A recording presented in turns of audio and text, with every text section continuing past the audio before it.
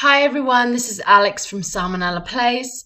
Today's pharmacology lecture is on anti-anxiety and hypnotic drugs. So the first group is Sedato-hypnotics. These decrease anxiety. In a low dose, they have a calming effect. However, they do cause drowsiness and limit the motor skills.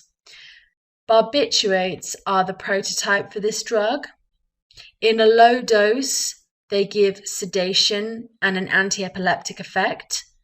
In an intermediate or medium dose, they cause a hypnotic effect, decreased motor coordination, amnesia, anticonvulsions, and euphoria.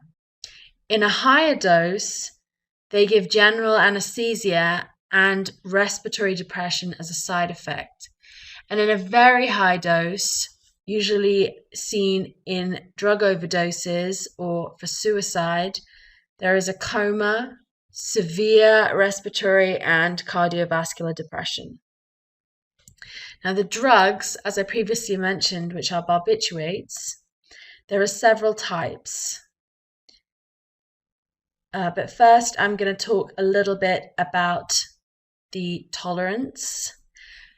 It has an unknown mechanism, but it's usually caused by respiratory depression. It has psychological and physical dependence.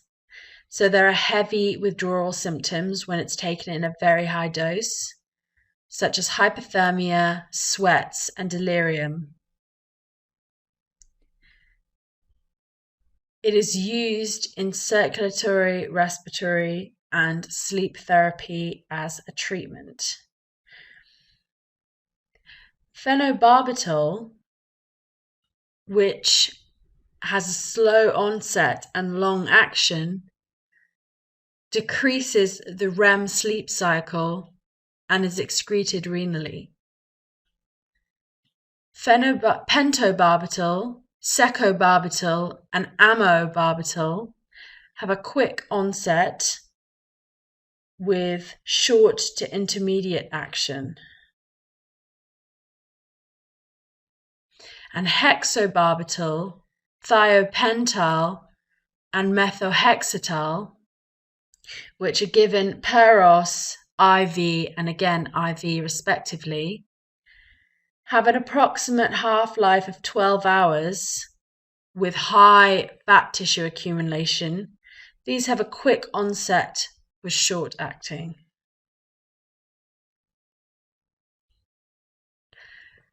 Now for the anxiolytics and hypnotics. Chlordiazepoxide decreases the motor skills, but it has less of a sleepy and drowsy effect than benzodiazepines.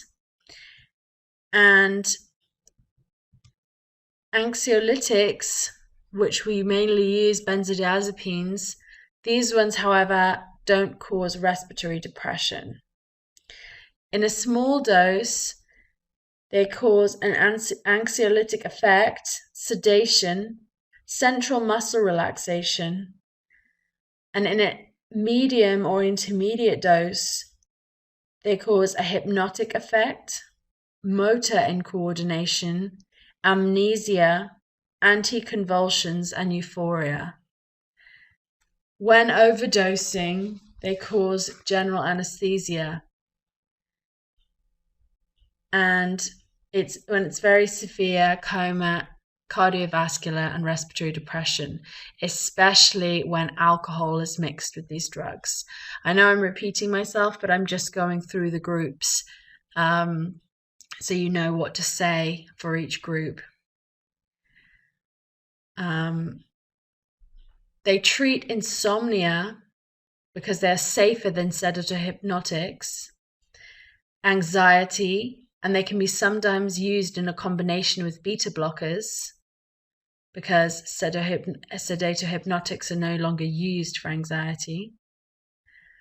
They can be used for pre-medication for anesthesia or surgery, for symptomatic therapy in psychiatric manifestations, so there are mood stabilizers, and they can help with drug-induced anxiety or agitation.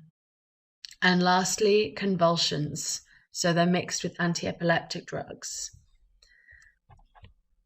Now, the drugs are GABA receptor inhibitors, which are linked to the chloride channels. So the ion channel opens and the chloride enters, and there's hyperpolarization of the cell. This decreases the neuronal excitability. The short-acting drugs are midazolam, triazolam, and zolpidem.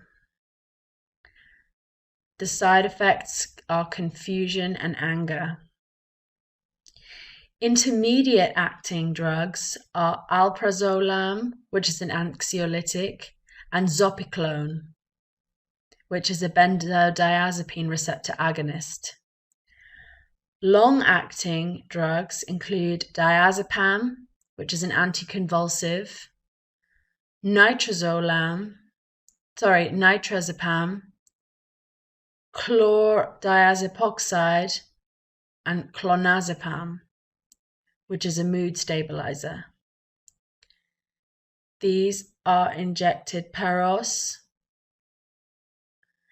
and the side effects for all of these include sleepiness. Severe side effects include cardiovascular and respiratory depression in case of overdose, and also aggravated sleep apnea. Withdrawal symptoms include insomnia, restlessness, and convulsions. The therapy to treat an overdose is flumazenil. And lastly, other drugs that can be used include buspirone, gepirone, and isoprene. These take 2 to 3 weeks to come into effect. They treat general anxiety, but they have an unknown mode of action. So that's it, guys, for the anti-anxiety and hypnotic drugs.